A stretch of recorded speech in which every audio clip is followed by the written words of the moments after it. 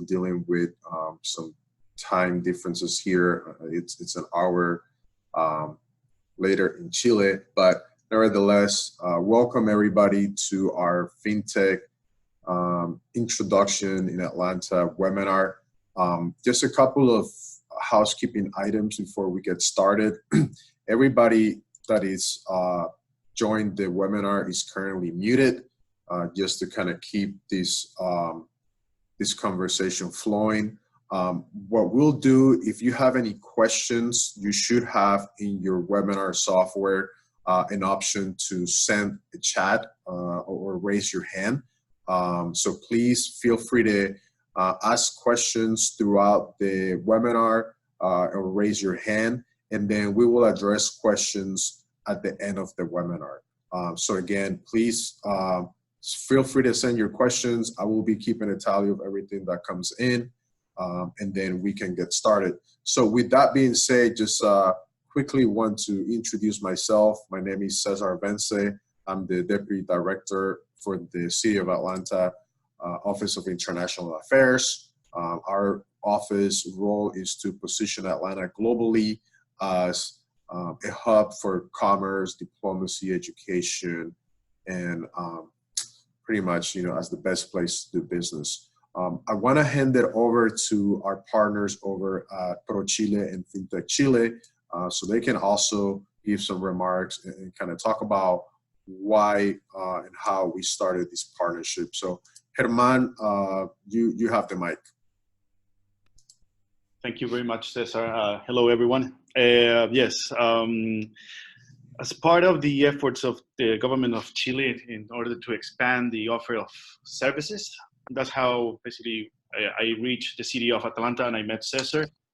And we put together this idea of having a FinTech webinar with the FinTech Association of Chile, FinTech Chile, as you can see in the logo, in order to promote the offer of the city, and also to help the FinTech companies in Chile to understand how the market FinTech is developing in the state of Georgia.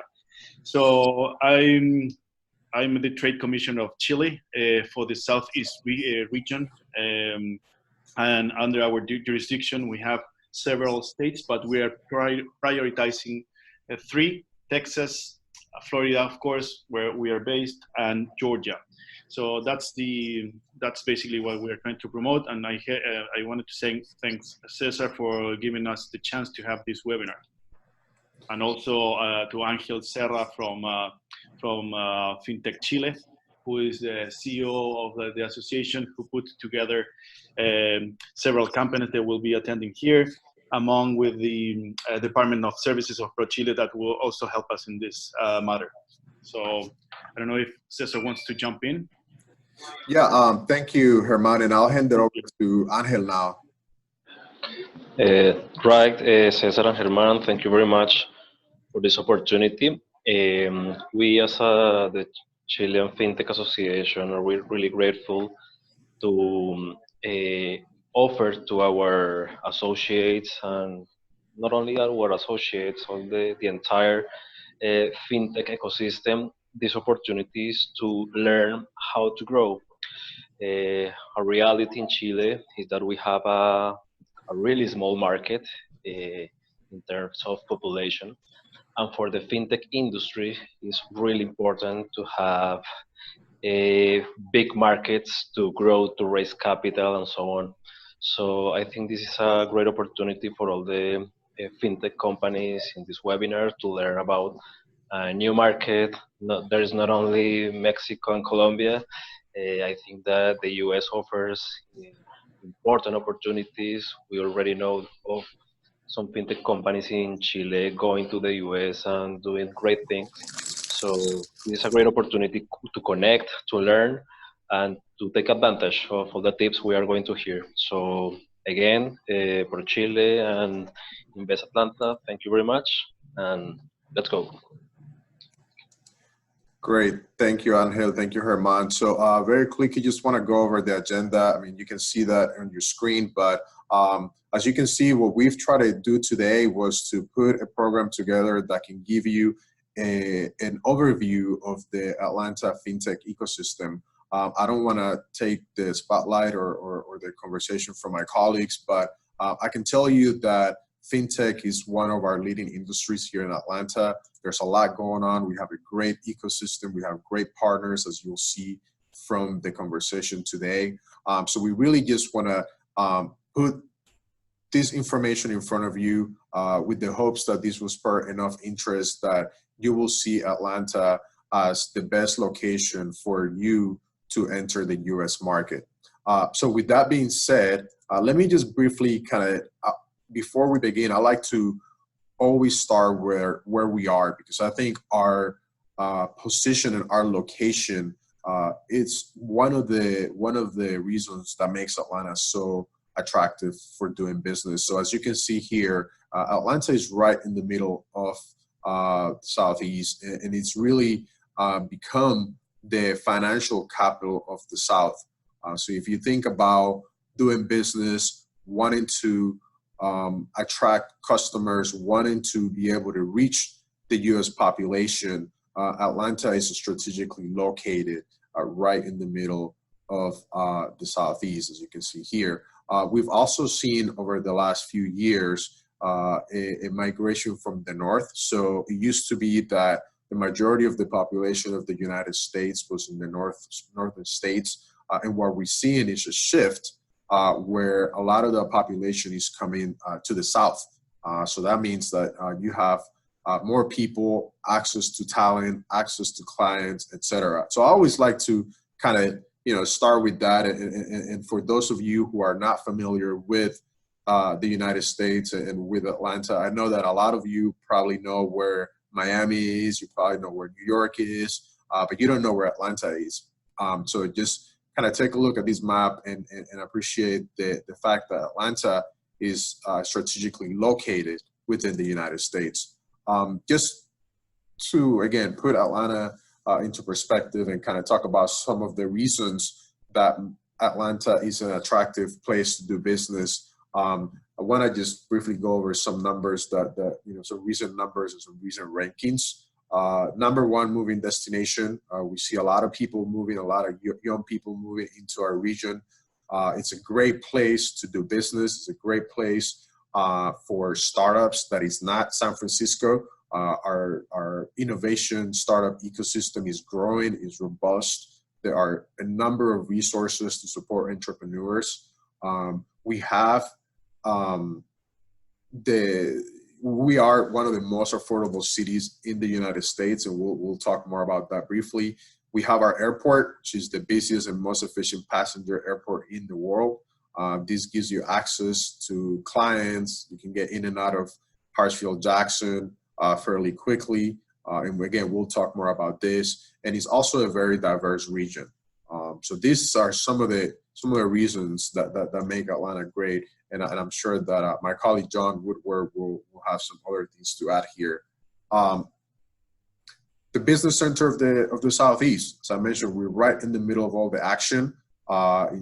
It's expected that by 2040, we'll create an additional almost 2 million jobs.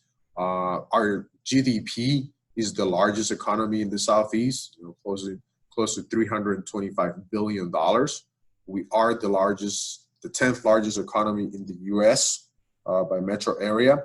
And, as I mentioned, the population here is growing. We currently have about 6 million people that live in the metro Atlanta, and that is expected to grow to 8.4 million by 2040. In terms of our global profile, Atlanta is an international city.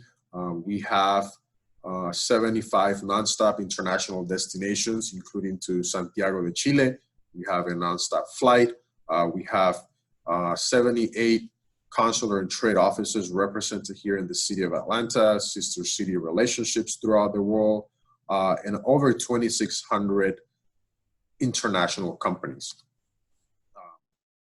You may recognize some of these numbers. Atlanta is number 3 for the concentration of Fortune 500 companies. So this is also important to businesses that may want to tap into these companies. As you can imagine, the opportunities to do business with some of the names that you see here are endless, and it's one of the reasons why we see a lot of companies moving to Atlanta. Our connectivity, I talked about the airport. You can actually, and let me jump to the next slide because I think this puts things into perspective. You can reach 80% of the US population within 2 hours of a direct flight from Hartsfield International. You can't do that from any other airport in the United States. And I like to give the example that if you're a business and you have clients in New York City, you can leave Atlanta in the morning, make your meetings down in downtown New York, come back on time to go to your son's soccer practice or have dinner with your family. So one of the reasons, again, we see a lot of companies located in Atlanta is because of the convenience, the logistics, and how easy it is to get around. Briefly touched on cost of living and cost of doing business, but as you can see, compared to other cities around the United States, Atlanta has a more advantageous cost of living.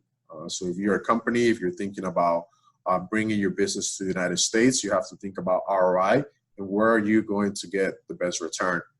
So cost of living is something that you'll have to consider, right? Cost of doing business. Again, this is an aggregate index that includes, business licenses, taxes, etc. If you compare Atlanta to other regions to other cities around the world, around the United States, again, Atlanta comes on, in this case, comes on the bottom, but that's a good thing because it means that it is a very advantageous place to do business here for your company. So that I just kind of wanted to start with that and put Atlanta into perspective before we started the conversation about FinTech, which my colleagues are gonna jump in and talk more about the FinTech industry. But hopefully this gives you a good idea of why Atlanta makes sense for your business, why Atlanta will be a good place to consider relocating or exploring your first international expansion. So with that being said, let me hand it over to my colleague, Christina Morris from FinTech Atlanta. Just one second, Christina.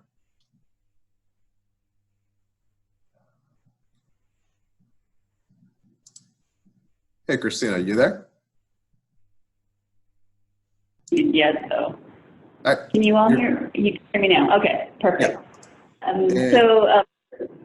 Go ahead, sorry. Christina, I'm gonna give you control, so you can take. Okay. I can see it now, great, thank you. Well, good afternoon, everyone. Again, my name is Christina Morris. I'm the project manager for an organization called FinTech Atlanta. It's an organization that is just over 4 years old. It is one that we're very excited about in the respect that, sorry, that was my fault. Really brings together the ecosystem to talk a lot more about why Atlanta is really the place to be. And so I will just give a really brief overview of where we are as an organization, and we'll continue to share as much information as possible. Cesar, I apologize. It looks like I clicked on something and it's slowing down. So if you can see it. Yeah, it's okay. I can go ahead and drive it here for you. No worries. Okay, thank you. Yeah, I hit resume slideshow and then it clicked me out.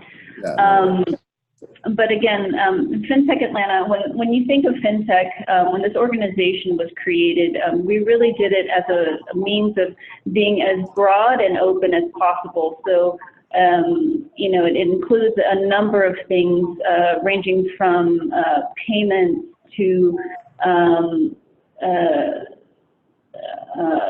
blockchain.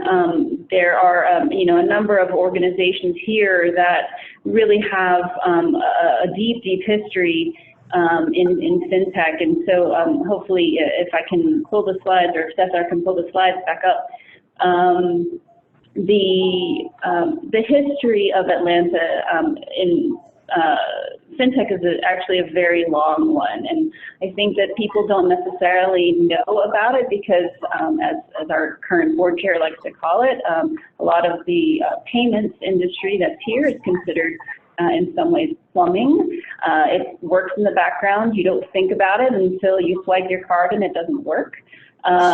You expect everything to work, you expect it to be there, and so the history here has been very, very long. If you were to think back to the mid-1960s, I believe, there were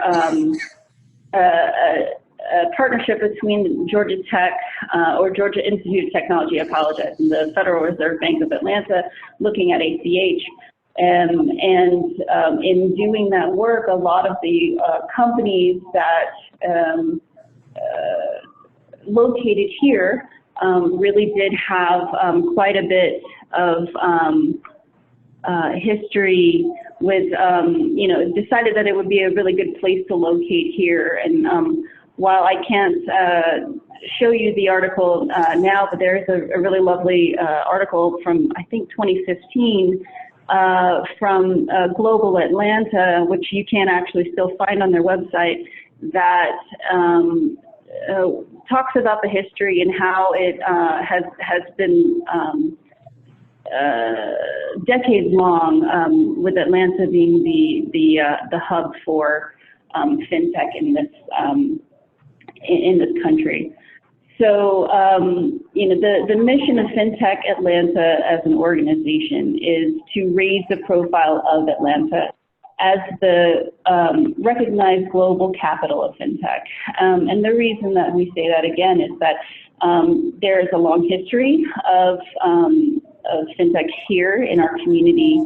It has served as a really strong location for companies to start their business, locate their large innovation centers, or to have a large presence, and to really possibly start collaboration with others. And so, we have currently, there was a study done through the Technology Association of Georgia in, we call the State of the Ecosystem Report. It's done every 2 years. The last one was in 2017, and it is actually available on the FinTech Atlanta website. But it talks about the sheer numbers of FinTech companies, jobs that are available here in the industry. And sorry if you can hear in the background, and there's some extra background noise. But so there are, at last count, about 38,000 jobs that are FinTech related, and so that's not necessarily companies that are pure FinTech. It's ones that have strong payment or financial technology backgrounds. There were, as of probably, I believe, last month, about 163 companies that are located here that have some sort of presence. So it could be something as large as their global headquarters. That includes for companies such as Global Payments and TSYS, which are in the process of merging, but others that have very large presences here, such as FIS and Pfizer. And we're very proud to have such a rich group of companies here. We have a number of international companies with sales offices that have decided to locate here as a result of the collaborative efforts that are here. FinTech Atlanta as an organization was really designed to sort of look at boosting Atlanta in a number of ways. And so we have 4 groups that sort of look at FinTech and try to for the number of audiences. And so we have our legislate group, which is really looking to make sure that we are spending a lot of our time working with our state and national legislators to talk to them about financial technology, the legislation that is beneficial or potentially harmful to the industry. We have a talent group which is really working to fill the pipeline of talent that's needed to fill these jobs. And I'll leave it to Art Rosseto to spend some time talking more about the FinTech Academy and all of the efforts that have been done in collaboration to really help to make sure that we provide the right talent at the right time through a really robust partnership with the university system.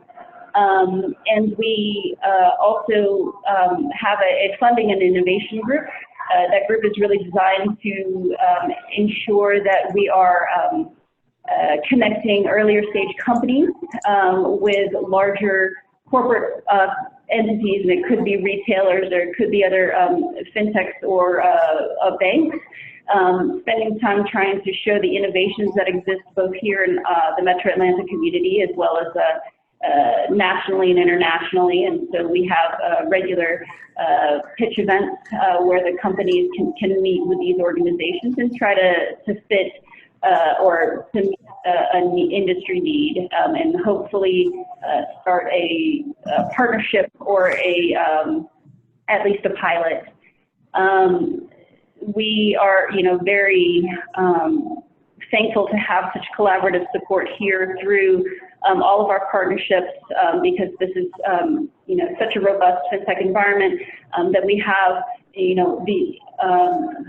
oldest incubator through ATDC as well as with the strong partnership for the legislative side with the American Transaction Processors Coalition.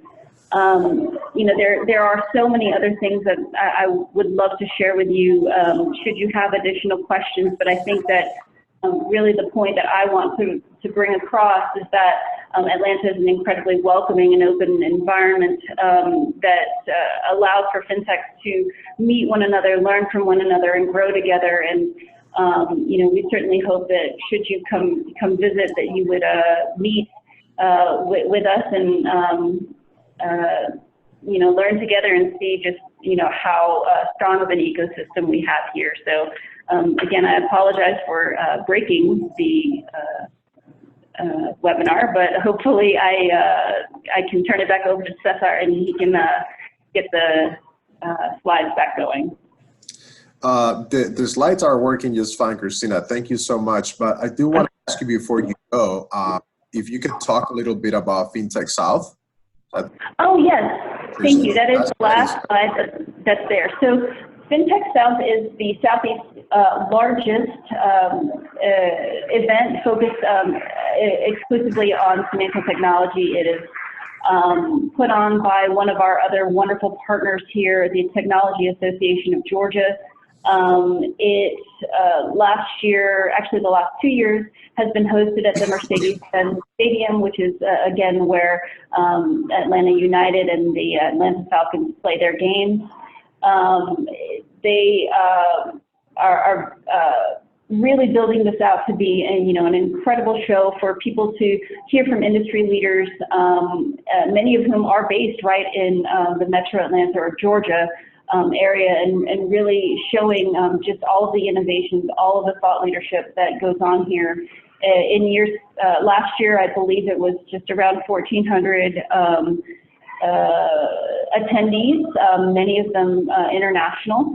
And so we hope that if it's of interest to you to come and meet a lot of the industry leaders at this event, that you will come back in April. I believe it's April 21st and 22nd this year. And there's more information on their website, and you could just look up FinTech South, and it will get you right there. But it has been such an amazing event. We look to continue to help it grow. We've even been sponsoring students to attend the event to help, really continue the enthusiasm that we have seen in our university system to continue to have FinTech as a strong focus here in our state.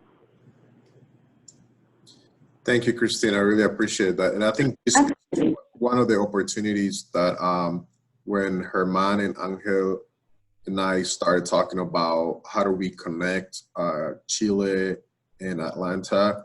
We think that FinTech South may be a good opportunity for some of the companies that may be interested in coming to learn more about this industry. So we really wanted to use this webinar as an opportunity to at least start having a conversation about what our industry looks like and what are some of the opportunities that exist here in Atlanta. With that being said, let me turn it over to Patrick Greer from the FinTech, the American Transaction Processors Coalition, who's going to talk about FinTech advocacy in Georgia. Thank you, Cesar. So as you see, the name on there is not Patrick Greer, it's H. Wes Richards. He's out actually advocating for FinTech right now. So he's asked me to do the presentation instead for him at this part. So the way I wanted to sort of handle this presentation is sort of to look at the actors that are involved in this advocacy on both sides, and then sort of come around at the end to see how we sort of combine how they all kind of come together, and we sort of work together with both of them. So Transaction Alley is a term that sort of the ATPC and a lot of these other advocacy groups have sort of coined for Atlanta and beyond, in fact. So Atlanta is sort of the heart of it, and there are, like the slide says, there's 70% of all credit, debit, and prepaid payments in the United States are processed in Georgia. But the actual Transaction Alley itself runs basically from Raleigh, North Carolina, all the way down to Miami, Florida, and all the companies in between. Basically, that's where a lot of these FinTech, and specifically our focus is payment processors, are a lot of them are located in the United States. So as it says, there are about 160 or more FinTech firms based in Atlanta and Georgia as a whole. And that was, as of 5 years ago, maybe half as many as that. So obviously there's this huge boom, as sort of Cesar and Christina have mentioned previously, is that there's obviously a big and growing ecosystem for payments and for financial technology companies in Georgia. So one of our main actors on the other side of it is the city of Atlanta. So we worked very closely with the city of Atlanta, especially the previous mayor, Mayor Kasim Reed, was one of our first champions of ATPC and sort of advocating for awareness about financial technology. And so that's sort of our goal, is to create awareness in Georgia and beyond of the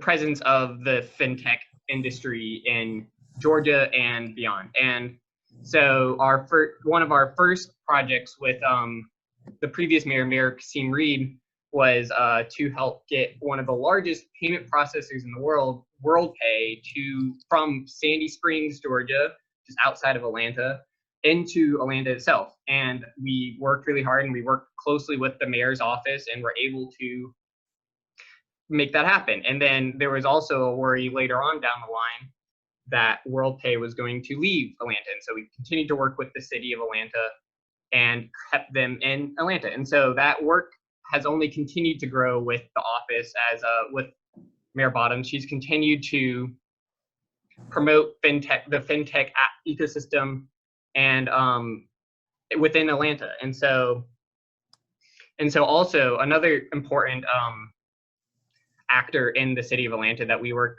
closely with is Invest Atlanta, and Dr. Clementich. Some work we've done with them in the past is more sort of bringing in other companies from outside of Atlanta into Atlanta and Georgia. So the company that we worked with them to bring in was CeeLo. They came from all the way from Silicon Valley, what a lot of people think of as sort of that heartland of financial technology in the United States. And we brought them from there all the way to the heart of Atlanta. So through our work with the city of Atlanta and promoting the financial technology, we've been able to bring in these larger companies and sort of grow the ecosystem within Atlanta.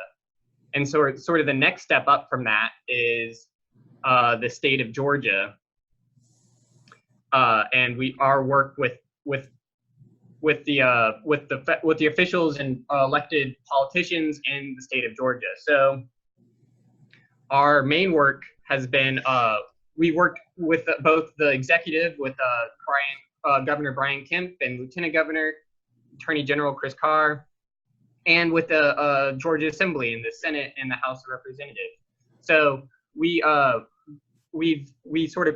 work with these individuals and with the governor and create awareness with them to promote the FinTech Academy and create awareness, and our FinTech ecosystem rather, and create awareness. So for example, we were supposed to have Governor Brian Kemp at our last board meeting, and the only reason he didn't come was an unfortunate little hurricane off the coast of Georgia. But otherwise, he was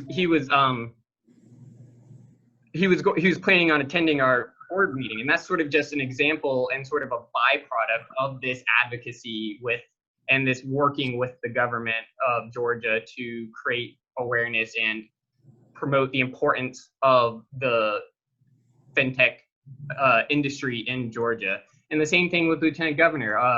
If you ever come to Georgia and you get to hear the Lieutenant Governor speak, he's obviously a huge champion of FinTech and technology in Georgia, and that's only sort of a byproduct of this awareness, of this growing awareness and acknowledgement of the importance of FinTech in Georgia. And Attorney General Chris Carr previously was economic commissioner for Georgia, and he, through his work, he was one of the first champions of the ATPC, and he helped to promote us and and by extension the FinTech ecosystem in Georgia. And so we've only continued that work with now Commissioner Pat Wilson.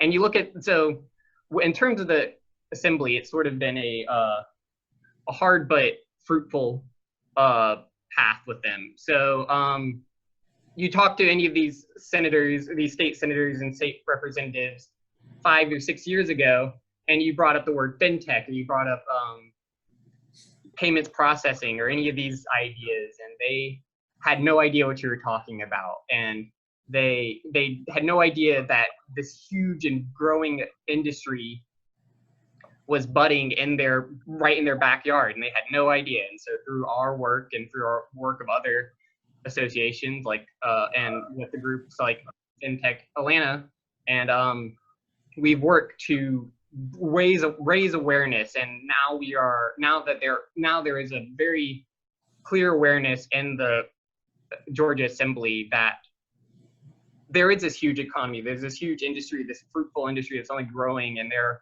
working to help promote it and preserve it, and we're working to make sure that they're promoting the industry healthily and safely, and we act as an educational resource to the state and to the state assembly so that they can call upon us, or we can give them access to our members and member companies so that they can start to learn more. They can pull upon us when they're making decisions about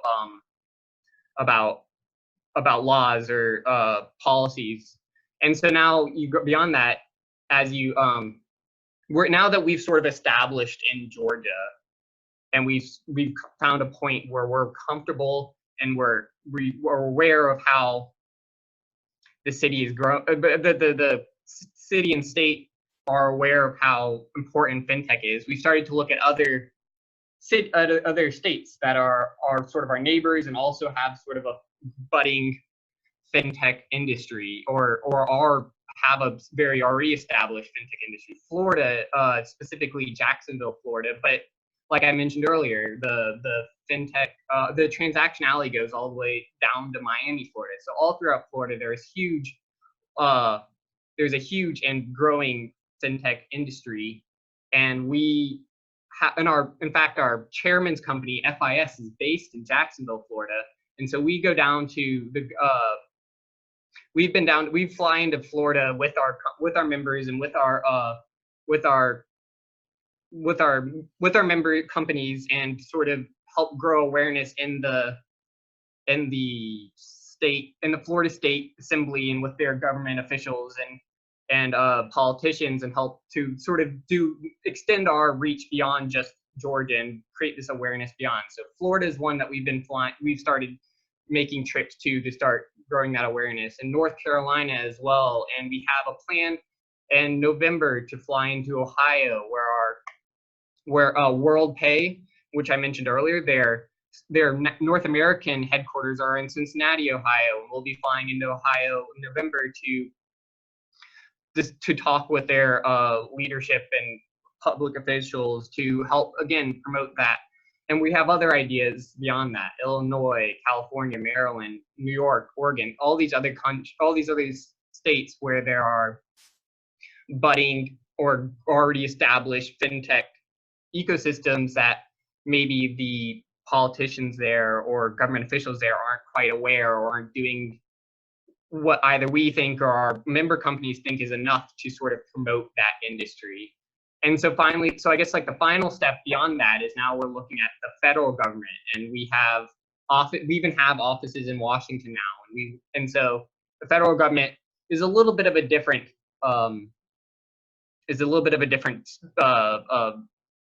challenge, because when we started looking at the federal government, they were aware of the existence of FinTech, of the FinTech industry and payment processing industry, and it was so as opposed to having to sort of educate from the ground up, we sort of had to take what they already knew about it and run with that. So obviously instead of a purely advocating standpoint, we took more of an educational standpoint with the federal government, whereas we act as sort of an educational resource that they can pull upon, and that we can help them make decisions on these on important issues that are facing the FinTech industry and the payments industry. So we work with lots of different federal agencies, such as Department of Treasury, the Office of the Comptroller of the Currency, Federal Trade Commission, Consumer Finance Protection Bureau. We started recently working with the United States Secret Service to help on cybersecurity issues, which is obviously a growing and prominent issue within FinTech and payments industry. So we advocate, and we're advocating with these groups to sort of acknowledge and be aware of the issues that are facing the financial technology industry. And so we do the sort of similar thing with the representatives and senators as well. And so as sort of a culmination of all of these groups, we set up several important initiatives that are sort of what I call advocacy in action.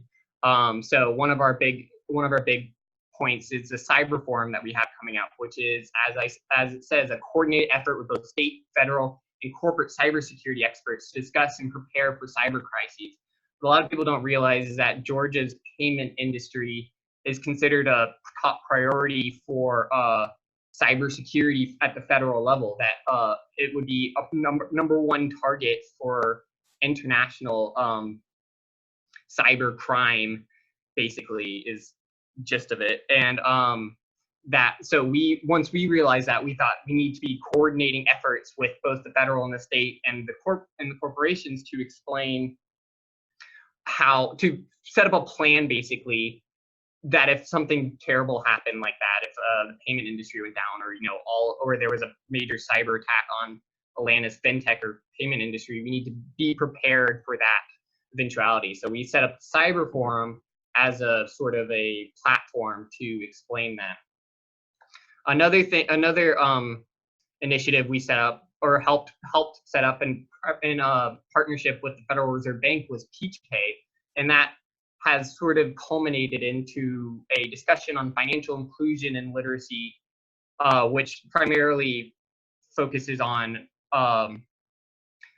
underbanked or financially unhealthy people in Atlanta and in the United States and as a whole, who need help and don't have the same luxuries and access to financial goods and products that the average person would. And so we work together with our member companies and the Federal Reserve Bank of Atlanta to help promote products in our member companies and other fintech companies to help these underbanked or unhealthy, financially unhealthy individuals. And so our last main initiative I'm going to talk about is P20, which is as it says, an international forum of 20 of the largest payment processors in the world in partnership with London. And so it goes back and forth. 1 year it's in Atlanta, 1 year it's in London. It sort of goes back and forth, and we work closely in partnership with the city of Atlanta to help make sure it's set up and prepared.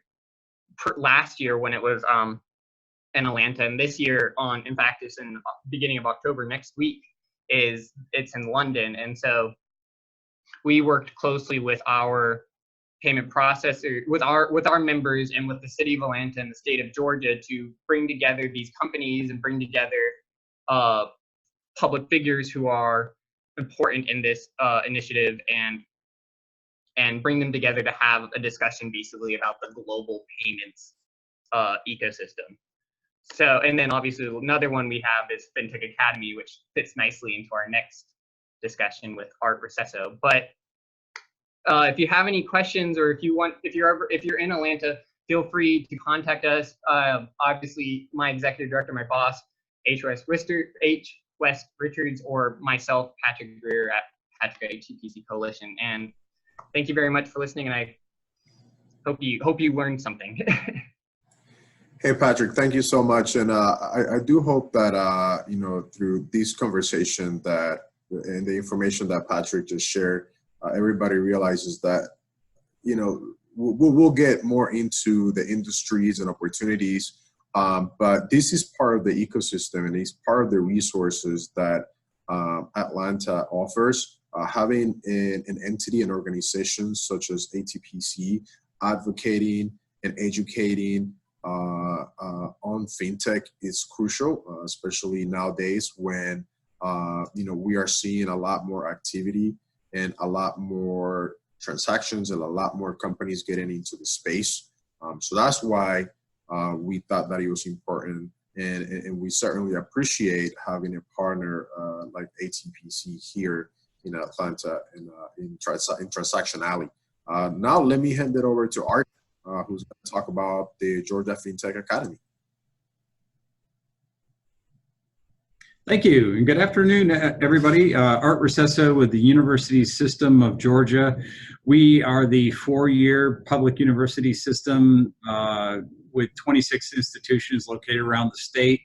The Georgia FinTech Academy is primarily a talent development initiative. It is very much a private-public partnership that's been driven by the industry, the people that are on this call today: FinTech Atlanta, Technology Association of Georgia, ATPC. We're all involved in the early days of saying, with an industry sector that's growing this fast, we need a lot of talent. And anything you read these days, when you're looking at a high demand career sector, one of the most important areas of concern and success components of an expanding sector is talent. And so 4 years ago, the university system got connected into the FinTech Atlanta ecosystem, and we were asked to validate the talent demand, which we did over roughly 1 year period of time. We met with 50 of the then 125 FinTech companies and validated that there was a demand for 5,000 FinTech-ready professionals by 2021 and 2,000 annually after 2023.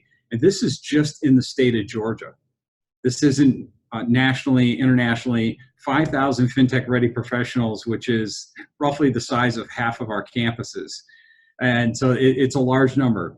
And we also discovered during this talent demand process that only 5% of new hires were new grads, which is incredible. We didn't believe it at first. We were able to validate it with the companies, and they were saying, hey, look, the people that are graduating from cybersecurity and information technology and finance are well prepared, they're good folks, but they don't know FinTech. And they have never experienced FinTech and the problems that we need to solve. And they made it very clear that when we hire a cybersecurity analyst, we expect them to be able to come in and solve problems in the payments industry, or in the banking industry, or the lending industry, that all make up the talent ecosystem. And so that very quickly gave us a sense of some things that we needed to work on, and what characterized the demand for talent in the state of Georgia. We were also able to capture the 5 priority areas, which were software development, data science, cybersecurity, client services and business development, product development, and innovation. And as we met with the hiring managers from those 50 companies, they told us not only are these the 5 priority areas, but this is what a person needs to know and be able to do in order to be effective and continue in a career in the FinTech industry. And what we were able to do is break down each of those areas into competencies and capabilities that could then be converted into curriculum. And so we've touched on this quite a bit already today, so I won't spend much time on it. But the FinTech ecosystem in the state of Georgia, I mean, this was amazing to me when I first learned this. It's unbelievable. As Patrick said, it's more than 160 companies now, more than 72 billion in annual revenue. And a key thing is that there's more than 40,000 employees just in Georgia alone. So there's a lot of high-end talent already here in the state of Georgia. And we looked at this as an asset. And I'll explain this a little bit more in a second. But this sector is so huge with so many people in it. We looked at this as a talent development asset. This means that there's 40,000 people in the state that already know something about FinTech and have already experienced it and can solve problems in this sector and continue to contribute to the economic development. On the other side, next slide, please. Thank you, is the university system. As I said, 26 four-year institutions with Georgia Tech, a preeminent Research One, Engineering School, University of Georgia, Georgia State University, Kennesaw State University, and then many state colleges and comprehensive universities distributed throughout the state. It's now more than 330,000 students throughout the state. And just as an example of how big the system is, it's, I believe, 5th largest in the United States. There are 199 information technology programs throughout our university system that enroll more than 32,000 students, and we graduate more than 5,000 a year, and the growth rate in those programs is beyond 6% at this point. So it's a massive capacity for talent development. However, 4 years ago, when Scott Meyerhoff and Wes Richards and folks came to us and said, hey, we've got a massive demand here. We need to solve this problem. I did a quick scan of our databases of all the degrees and courses statewide in the system, and there were no FinTech degrees. There were no FinTech courses. So there was a lot of work to do. And fortunate for us, companies like Incom and First Data and others gave us access to their hiring managers and began to tell us what the demand looked like and what people needed to know and be able to do and what credentials they valued. So next slide, please. But what we were able to do, this is unlike anything that's been done anywhere else in the world. We have built a talent development platform. We're not building a course here and a course there and one company going to one institution. There's just too much friction that way. This was too many people, 5,000 people and then 2,000 annually. So what we did is took an entire industry sector, 40,000 employees, 160 plus companies, and an entire university system, 26 institutions, more than 330,000 students, and converged them to say, all right, we're going to work together with all of our assets and mobilize our assets to put a dent in this talent demand problem as best we can. And we organized that. That's when we captured our analysis, it was captured in the FinTech Talent Development Playbook. And in that playbook was a recommendation to create a Georgia FinTech Academy with 4 core areas of effort. Professional learning was very important. That's what puts a dent in the population sooner than later. That's your executive education, your continuing ed, your boot camps. The talent curriculum is where the large numbers are going to come from, large undergraduate programs. Some of our institutions, a few of them are over 30,000 students already. Experiential learning, that 5% of new hires are new grads, meant we needed to build an experienced talent pipeline. So apprenticeships, innovation challenges, the kinds of things where students get an opportunity to build their knowledge base, build their skills, build their experience, and come out of the university looking like a 3 to 5 year employee that the company wants. And fourth being the innovation-driven research, not academic research so much as where's the next Venmo coming from? And so we're building an innovation network. In fact, I was just on the phone with some folks from AT&T before this call, where we're talking about how does a company in the FinTech sector put a challenge out there? This is a problem that we need to solve. Where are the teams of students and faculty that can work on that? And to be able to percolate up the work that's already being done. We have so many faculty and students that are inventing and creating intellectual property and have the ability to solve some of these challenges within the FinTech sector. How do we get that up out of a campus and into an innovation life cycle and commercialized and then made available to these companies? Thank you.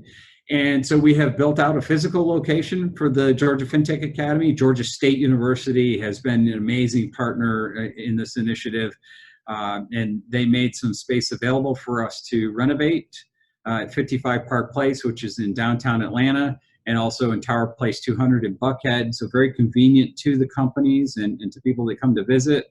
In fact, FIS, one of our close partners in this initiative, sent 36 of their most high-performing executives, the future of the company, to Atlanta for 4 days, and we hosted those folks at the FinTech Academy and had several both professional development and innovation type activities, but also virtually. We have an asset called eCampus, which now allows us to build a curriculum at one institution, Georgia State, specifically built 5 FinTech core curriculum courses that were defined as most critical to the FinTech employers.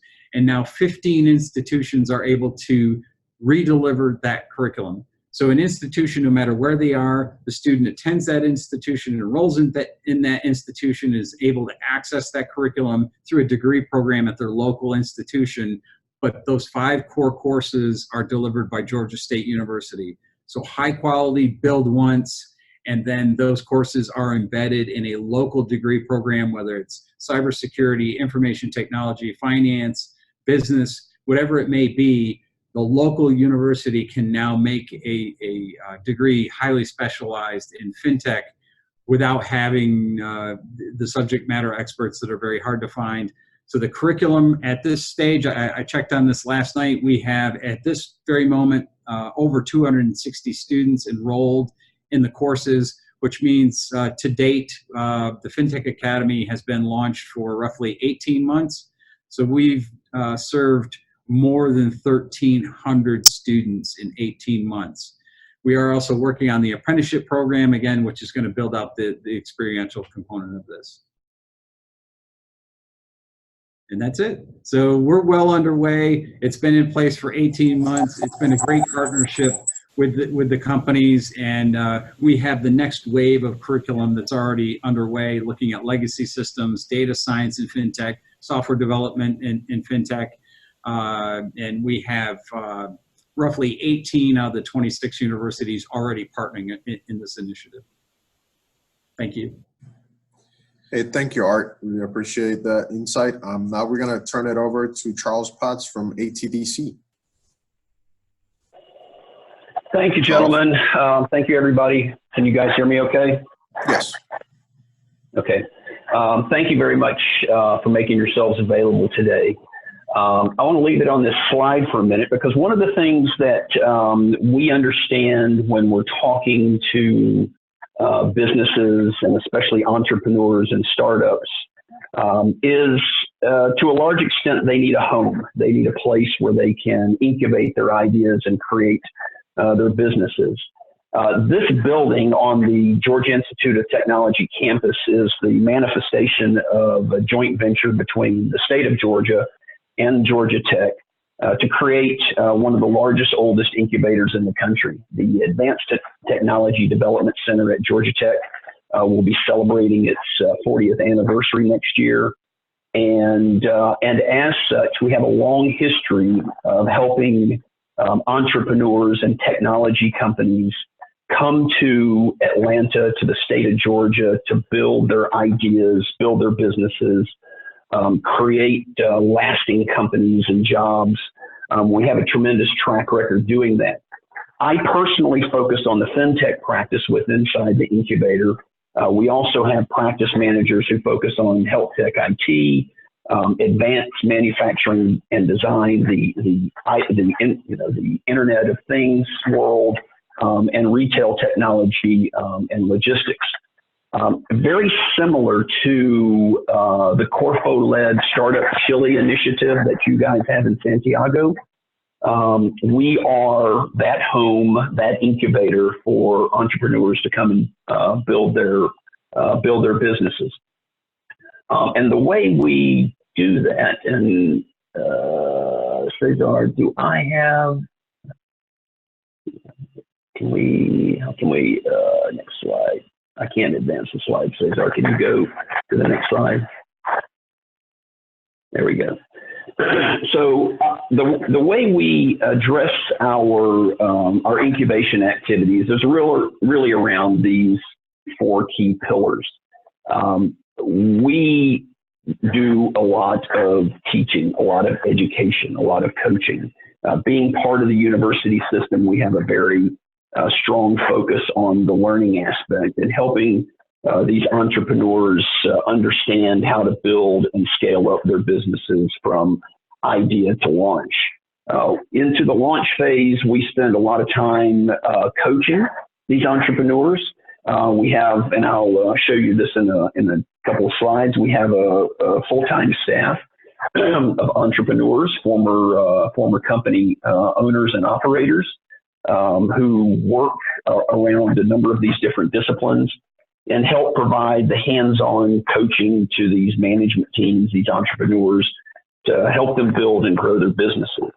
We also provide a whole lot of resources, what we call connections, to help these companies scale. That's everything from relationships with the investment communities to a wide variety of industries, a wide variety of partnerships and capital sources, and then some of the things that you would think are normal and necessary to help a business get growing, and that's areas like accounting and legal support and payroll and HR. We provide a lot of those resources as part of our partnerships. Because of this track record, following a lean startup methodology approach here, we have had a tremendous track record over our 40 years. 90% of the companies that graduate from our incubator program are in business 5 years after they leave here. So we have a tremendous hands-on view and a good knowledge base on how to help entrepreneurs succeed and grow their businesses. Next slide. So we'll just let's kind of jump forward a couple more slides. Right there. Okay, so one of the ways that we really focus is this learn, launch, scale, succeed process. As I said, we're very educational focused. We teach the lean startup methodology. We run entrepreneurs through classes from everything from customer discovery to financial literacy to investor readiness, making sure their product market fit is solid. And every year we see about 600 entrepreneurs come through our classes. not only here on the Georgia Tech campus, but throughout the state with some of our other affiliate locations throughout the university system. Right now in our education classes, and this is open to anybody who wants to walk in the door, we have 80 individuals who have identified that they are working on FinTech solutions. We have about 29 active companies in our Accelerate and Signature levels who are actually creating FinTech products and services in the marketplace. Once an entrepreneur really has their idea and is committed to full-time incubating that idea, and they've got their kind of bootstrapped friends and family seed capital, they apply for membership into our incubator, into our ATDC program, and they come in as an Accelerate member. And this is really where we help them launch. This is where they help build out their proof of concept or their MVP and really get their business model honed in. As they move up and grow in scale and start building real revenue, we move them into our signature company. And this is where we start applying a lot of the hands-on resources that we make available as part of our incubator. And let's go to the next slide. And part of that on this next slide, you'll see is really then when we open up these different communities, this advanced curriculum.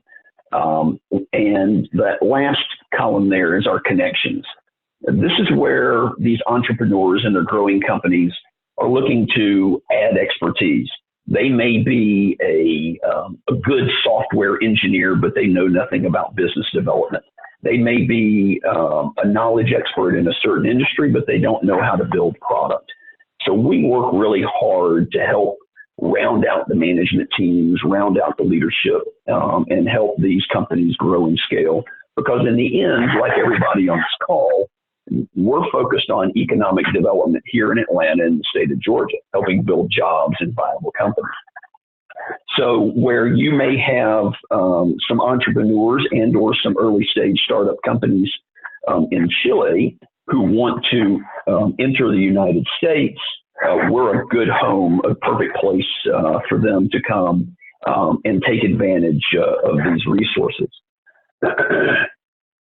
Now let's go to the next slide. So as I mentioned, one of the things that's real important about this community environment is the fact that we put all of these people together through this incubator. We do a lot of education. We bring in a lot of source matter experts and outside speakers. We run a wide variety of events all throughout the year. Last year we did 250 events, both here and around the state of Georgia for our entrepreneurs.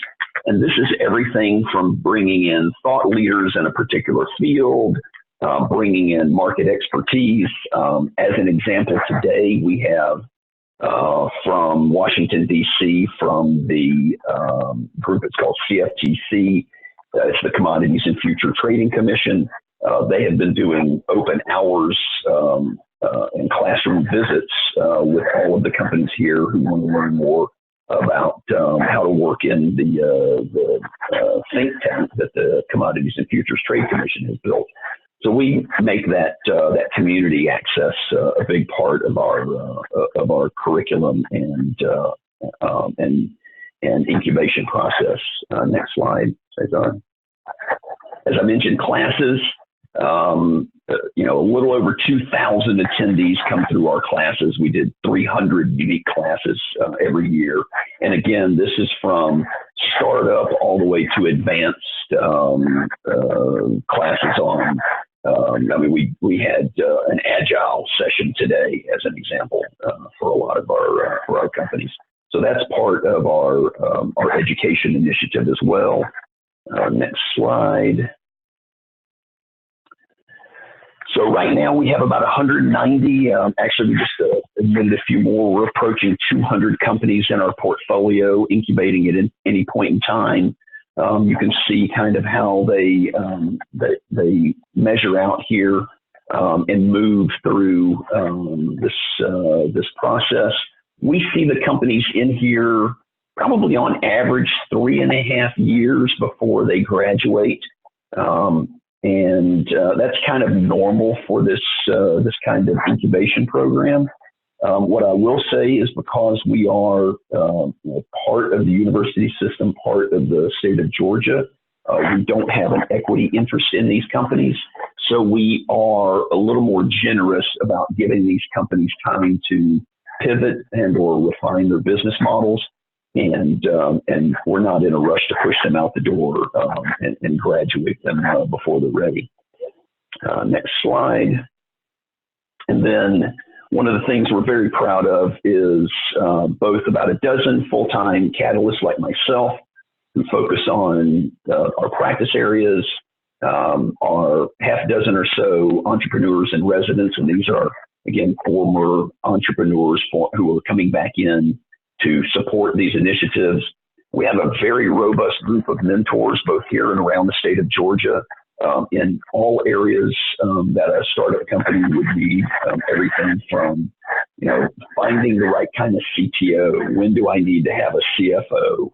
How do I do business in Chile? So we find those resources and find those mentors who have subject matter expertise that we can apply to the companies who need it. Excuse me. And then the next slide, and then Industry Connect. This is where we bring all of the kind of Fortune 500 companies and all of the players we have both here and around the country, and bring them together to help these companies actually build pilot processes. So as an example, on the next slide, you'll see some of the logos from a wide variety of the companies that support our incubators, our incubated companies, our incubation process, and work with our startups to help them pilot. Some of them even provide funding and provide a lot of knowledge and expertise to help out these companies. And then next slide. And then one of the things I'm really proud of as a Georgia Tech alum myself is our Campus Connection helps us match resources inside the university to these companies who may need to find talent in the university level. And this is, this is a very good way for us to integrate a lot of the knowledge and expertise we have on campus into these companies that are incubating here. And then last but not least, next slide, our Investor Connect. We spend a lot of time playing matchmaker, if you will, being the hub between the investment community around the country and frankly around the world, and getting them introduced and matched up with companies at the right time here who are looking for different types of funding from different types of organizations. We also host a lot of private equity and venture firms in here routinely. Twice a year, we take our companies out on the road to both the West Coast and to the Northeast, and take them on a roadshow to put them in front of other venture capital firms and investment banking and private equity firms. And this is a big part of when our companies are really getting to the point of financial growth and stability and scale, and they're looking for real good venture capital. This becomes one of the most powerful set of resources we have here on helping these companies really grow and mature. And then just one brief next slide. We also have, as part of the university system, access to a lot of public non-dilutive funding from a number of different sources, as you can imagine, governmental agencies and other foundations and funds. And we have resources here in the organization dedicated to helping do that. I can talk about some of the notable exits in some of the other companies, but one of the things I will just tell you guys near and dear to me, I actually was a founder operator of a former ATBC company called First Performance. And through ATDC, we were actually introduced to some individuals in Santiago and ended up doing business with both Nexus and Servipag and Falabella. So I know what it is to go from the U.S., from this incubator into Santiago and doing business. And I firmly believe we're a good place to help you guys bring some of your companies to the U.S. And help incubate them and grow them and launch them here out of our incubator here at ATDC. So with that, and I know we're going to turn this slide deck over, make it available to you guys. So Cesar, I'll turn it back to you. Thank you, Charles. Appreciate that insightful information about the work of ATDC. And I mean, at this point, we want to now turn it over to Scott Meyerhoff, who's the CFO of Income. And it'll be interesting because, I mean, at this point, you've heard from these different organizations that are talking about how the ecosystem supports the fintech industry. But now you're actually going to hear from an actual company that's here in Atlanta, a very successful company, about their experience being in Atlanta, doing business in Atlanta, and why they chose Atlanta. So with that being said, I want to hand it over to Scott. Thank you, Cesar. And for those of you on the call today, I'm sorry I'm not here in pictures, but I'm more of a radio guy than a TV guy anyway, so you're not missing much. We're very excited, obviously, about what Atlanta has to offer. And I'll quickly, and when I say quickly, I mean super quickly, summarize what I think that I've heard from our team so far. Atlanta is a great place to run a business with great support from local, state governments, a fantastic infrastructure from education with all of the universities in Atlanta and broader Georgia, with an emphasis and a specific focus on fintech that Art Recesso mentioned to you earlier. And Art and I and others helped put together what was the fintech curriculum. We've got tremendous subject matter expertise here. Approximately 40,000 people know how to speak fintech. And for those of you that buy things, interact with commerce in any way, shape, or form, nothing happens until the bill is paid, is what I like to say. So what does that mean for Income and our experiences and how it might relate to you? Income was a card table startup about 25 years ago with an idea that companies were not focusing on the entire population. They were going ahead and solving known problems, but weren't solving the unknown problems. And when I mean unknown to them. I often say people on this call of the socioeconomic upbringing, we're not normal. We don't shop, live, eat, breathe, pay for things the way that the average Chilean or average American does. So we don't live paycheck to paycheck generally. We don't, pick our credit cards based on who will accept us. We look for loyalty points, incentive, rewards. So when Income got its start 26 years ago, it was very simple. There was a problem. People couldn't dial long distance. So we started with international calling cards. Then we looked forward and saw that wireless was going to be a big thing. But in the United States, everything was contract wireless, and you couldn't get a contract for cell phones. So we created non-contract wireless or prepaid cell phones with a small company named Walmart that needed somebody to help them innovate and create new categories. When I mean new, not new to the world, because many people in South America and Europe were already doing it, new to the United States. We created a $9 billion category at retail in the United States. Obviously, we got a very small sliver of it, but we looked at it and said, how can the average person intersect with the changing environments? How do they buy? How do they shop? How do they pay? So we went to a small company that did some music and apps in Cupertino, California, named Apple, and we tried to convince them they weren't serving their customers, and they needed to have something called an iTunes card.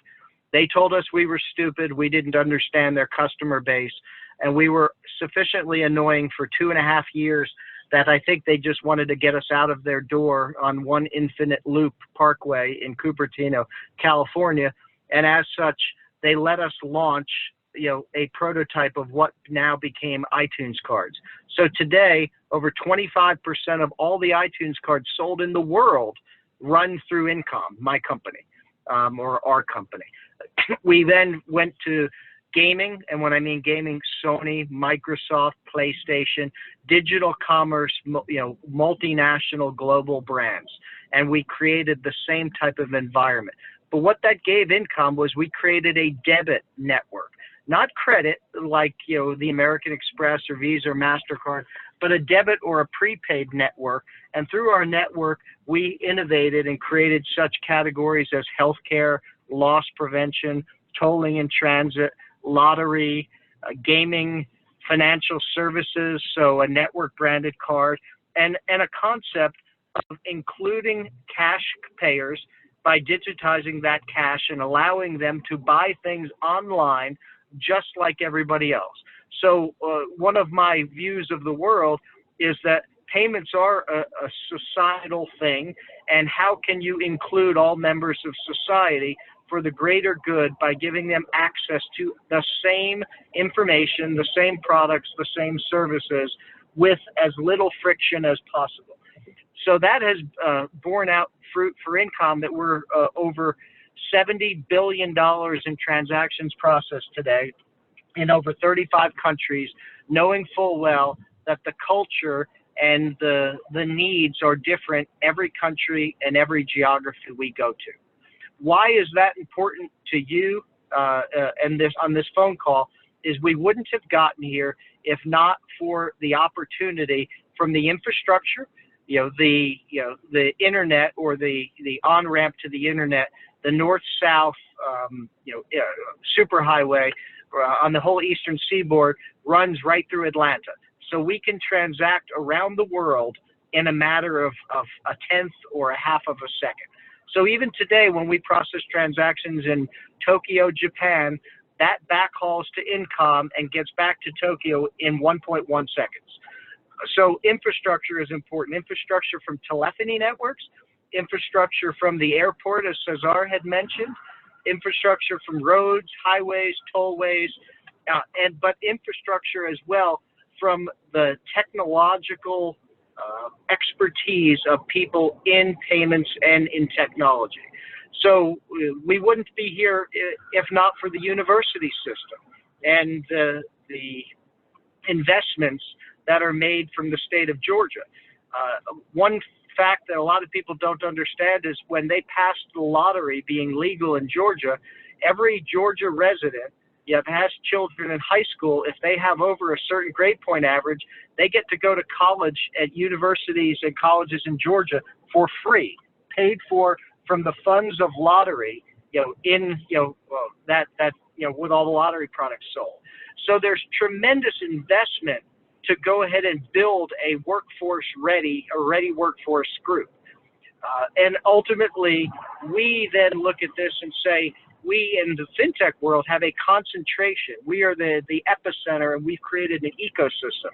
So when companies come in, we also coin a phrase, co-opetition, that obviously there's competition between us, but the cooperation and the desire to further the ecosystem of payments is unparalleled and unequaled anywhere in the United States, and I would challenge, if not the world. So I did not come with slides for you. You've already been more than papered over by my partners that have gone before me. I would just tell you that from somebody that gets up each and every day trying to change the world, build technologies that allow people to be included, that allow people to buy, shop, create commerce, and do things in a better, faster, quicker motif, that you won't find a better opportunity than the city of Atlanta and the state of Georgia to accomplish those needs and those goals. And I think Incom, from a card table and a computer 27 years ago to a $3 billion revenue company, extremely profitable, multi-billion dollars in market capitalization, we wouldn't be here if not for the benefits of the universities, the government, the infrastructure, and the super talented individuals that come to work every day that know how to spell payments and spell it each and every day around the world. And that's it. You know, you've been spoken to for an hour and a half. We appreciate your time, but I can tell you from my vantage point, I get to see it every day, and I challenge you to find a better environment to bring your companies to, and a better environment to work on an international cooperation between our two countries and, you know, and the city of Atlanta. And that's it. Cesar, back to you. Hey, Scott, thank you so much. And I mean, I think if you all could see Scott right now, he probably just dropped the mic. So that was a great way to close this conversation. At this point, I do want to open the floor. We have about 10 more minutes for questions. A couple of things have come up that I just want to share with everybody. But one of the questions, and this is for the panel, is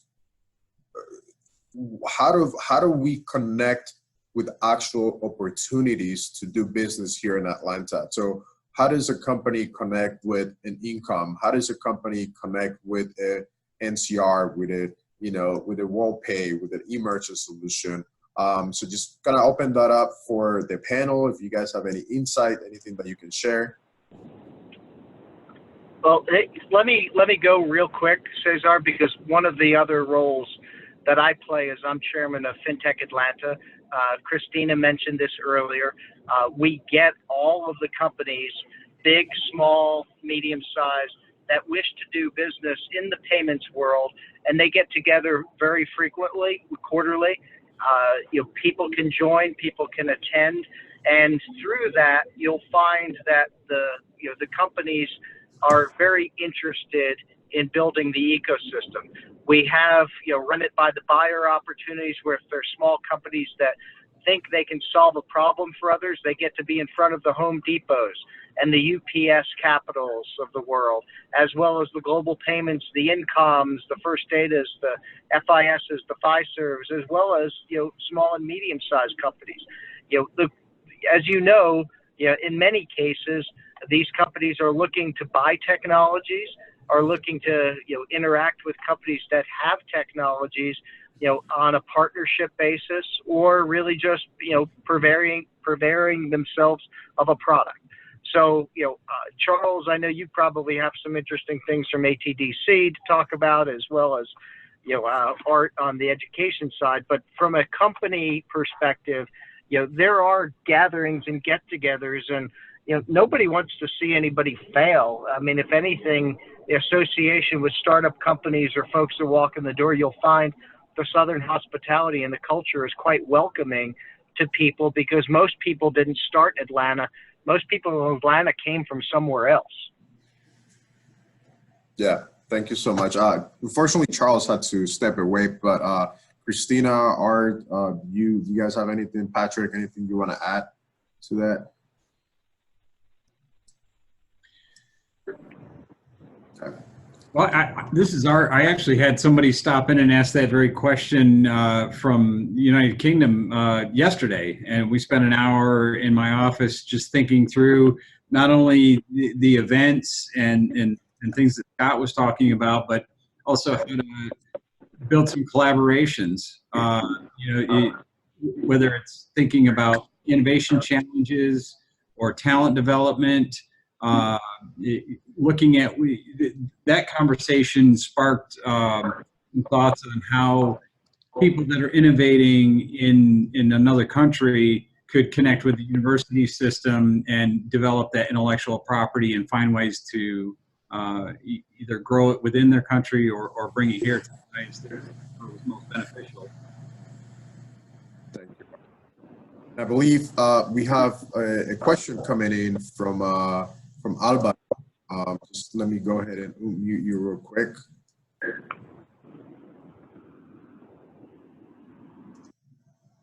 Hey, Alba, are you there?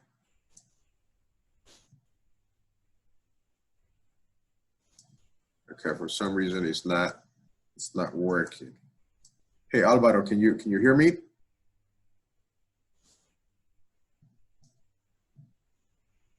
Okay, for some reason it's not muting you.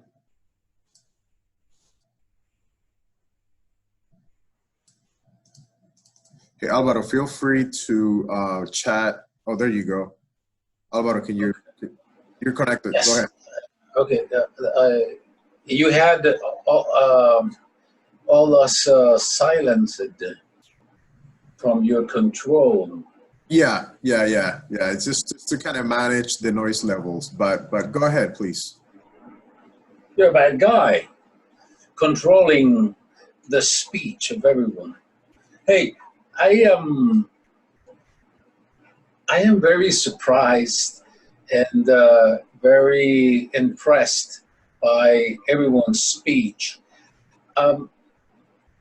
We would love to have something near what you have showed here in Chile, but we clearly do not have nothing quite as similar as the whole spectrum that you have showed. I'm very surprised. I can see that, Cesar, you are a Spanish speaker, right? And all the other fellows are English native speakers, right? That would be correct. Correct. Okay. I had the opportunity some years ago to travel to the U.S. as an employee of an international company, and almost everybody in the U.S. didn't know where Chile was. Do the people who are native English speakers, do they know where Chile is and the economic reality and the social economic reality? Because it's not near what you have showed to us. It's very, very different.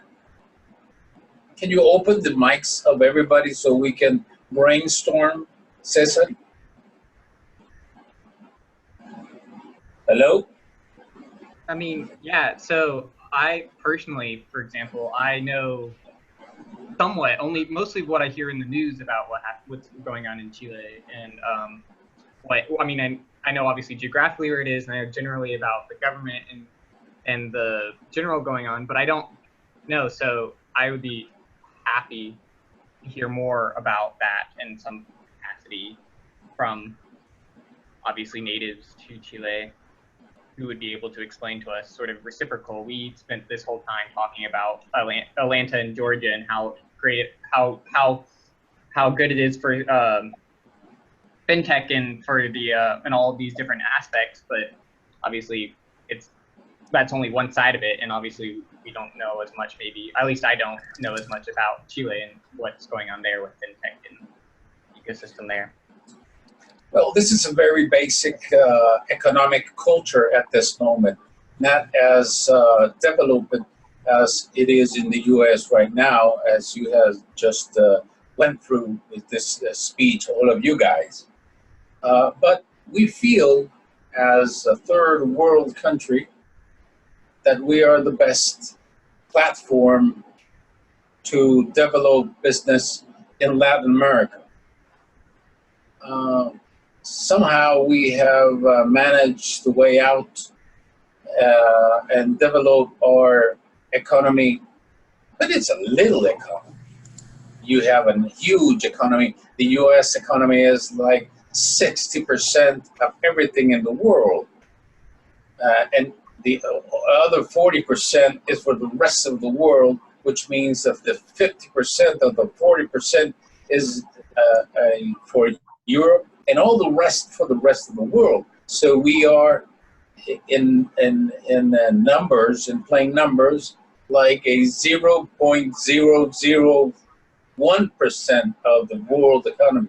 So that's why when we hear people like you guys, the people who spoke,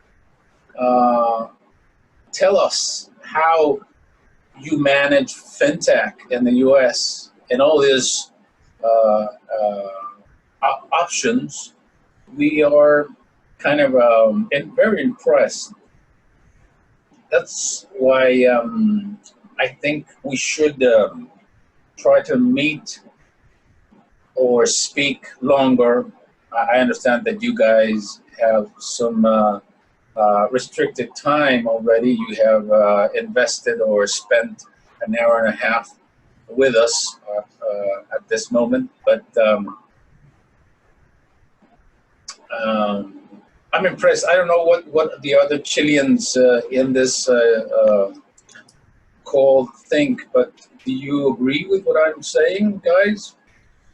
Alvaro, if I may jump in real quick, and thank you for those comments. We, as a matter of fact, Charles mentioned his company was in Chile. I mean, he ran a company out of Chile, so he's very familiar with the market. I've been to Chile 3 times already, which is where I was able to connect with ProChile and FinTech Chile, and we certainly see a lot of opportunities there, and a lot of synergies.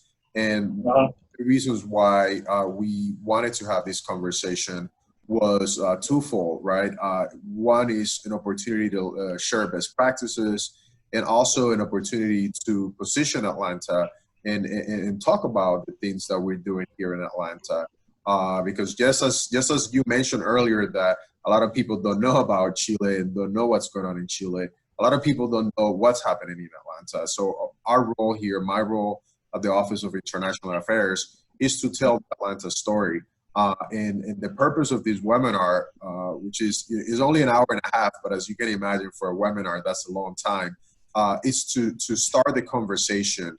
And what I like to propose, and I will talk to Herman and Angel from ProChile and FinTech Chile to figure out how do we continue this conversation, how do we create additional platforms to discuss other topics. We could spend a whole hour and a half or 2 hours just talking about the Georgia FinTech Academy. We could talk about FinTech advocacy for 2 hours. We can talk about ATDC for 2 hours. So this really, the idea here was really to kind of give you a little tease and hopefully create enough interest that the government, ProChile and FinTech Chile, will facilitate a potential visit to Atlanta for those Chilean companies that are interested.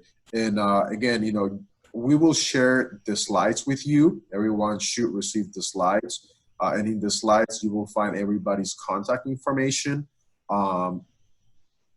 Scott mentioned something that I thought it's really key to Atlanta.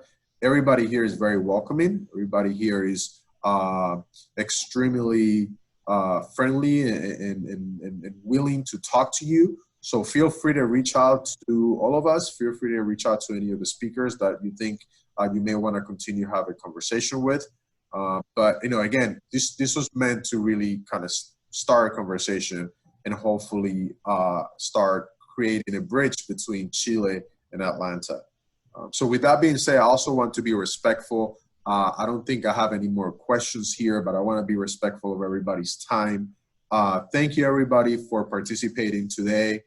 As I mentioned, we will share the slides with you. You will receive them tomorrow. You will also receive a small survey. I would really appreciate if you give us your feedback. We could use this as an opportunity to explore additional conversations. So for example, to Alvaro's point, how do we continue this dialogue? And please send us your feedback. We want to hear from you. I know sometimes with the webinar, it's kind of difficult to communicate, but if you had any thoughts, any questions, any comments, please send those back to us through the survey that we were going to send, and we'll get back to you. So again, I want to thank the speakers. I want to thank Herman. I want to thank Angel for the partnership. And we look forward to continue working with you and hopefully seeing all of you, or most of you, next year at FinTech South. Thank you.